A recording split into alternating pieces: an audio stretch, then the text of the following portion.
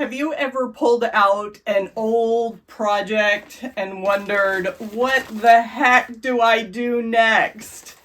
In this video, I am going to show you my process to reset and restart a quilting UFO. Hi, I'm Andy from True Blue Quilts. This is a place to enjoy, experiment, and excel as you quilt. Today I am looking at my Dragon Star project. This is a Judy Niemeyer pattern that I began over 3 years ago, and it is time to get this finished.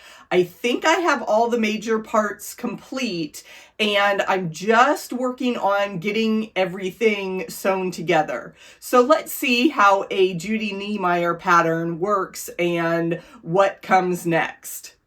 Many people are intimidated by the size of instruction book that you get with a Judy Niemeyer pattern, but they really aren't too bad. Just take it slow, read everything through once, and then you will take it step by step and it'll make a lot of sense.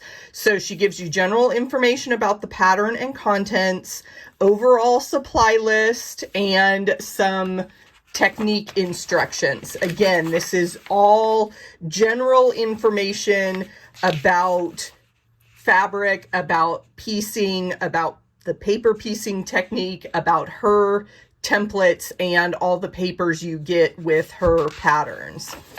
Then we get to the specifics of the Dragon Star pattern, and she gives you lots of diagrams, some fabric charts with a little notation here to put a fabric swatch in place so you can actually glue pieces of your fabric or just make a little note of which color and what style fabric you're using. I found it helpful to highlight my piece sizes as I went through the pattern, and I was also checking off each step as I completed it. So you can see lots of stuff that's already done and finished. And here I actually went back and did update my fabric chart with pieces of my fabrics. And I worked all the way through this up until our final assembly. So I have all these pieces done, and now I am putting them together in these units so that I can also follow her final illustration to get my final quilt done. I love these coloring pages that are included. On other patterns, I have used colored pencils to fill in after I made a copy of this sheet. You can also visit quiltster.com, and that is an online tool for coloring your Judy Niemeyer patterns. Judy Niemeyer patterns are paper piece, and you can see one little section of the newsprint that I used that was printed and comes with the pattern, and all the lines are clearly marked, shaded for the different colors that you may be using. So how did this project come together?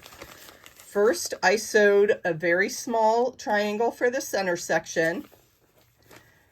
That got added to a little bit bigger pointy section, and then this wonderful unit of diamonds.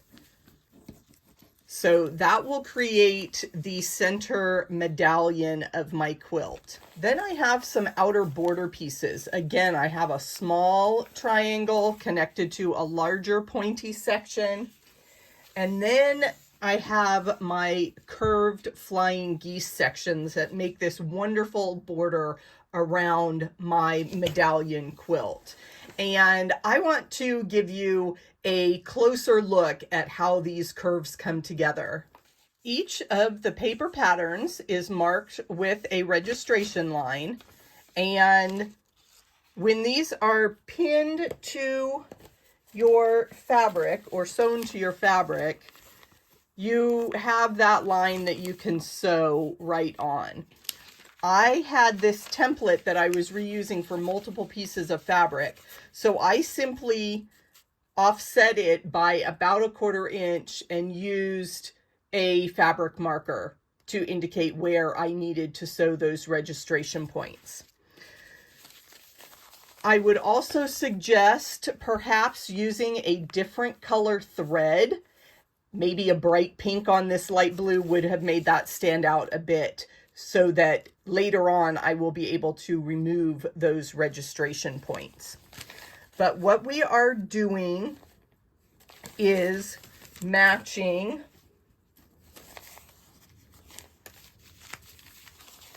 our templates here to that curved piece.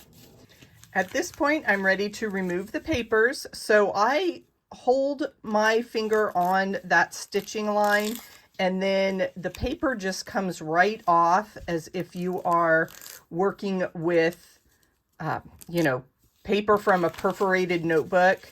And you just do that. Once you've got all the edges torn away, then it just kind of pops out of those stitch lines. You can use tweezers to get some of those little bits, but pulling the papers off is one of those kind of tedious chores that you're left with when you are paper piecing, but a little bit of tediousness is worth it for the fantastic results we get from these amazing patterns. So I will finish pulling these papers off, and then we can match up our registration marks and sew these curves.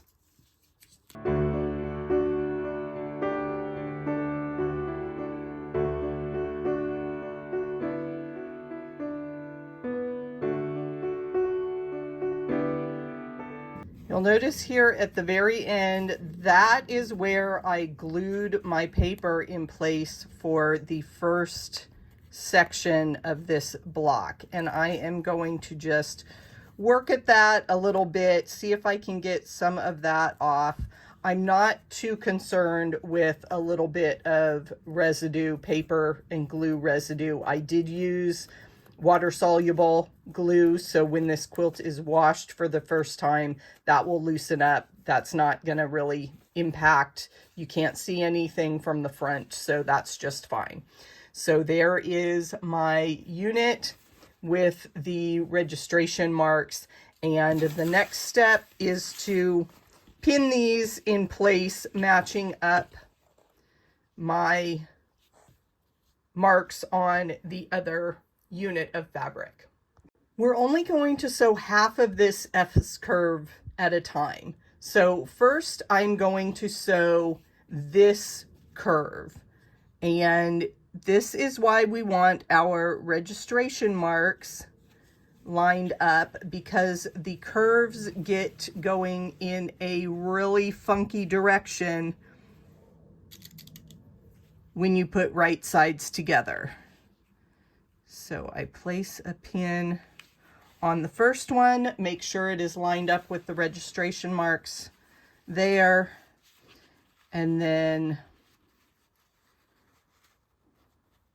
I line up my second registration marks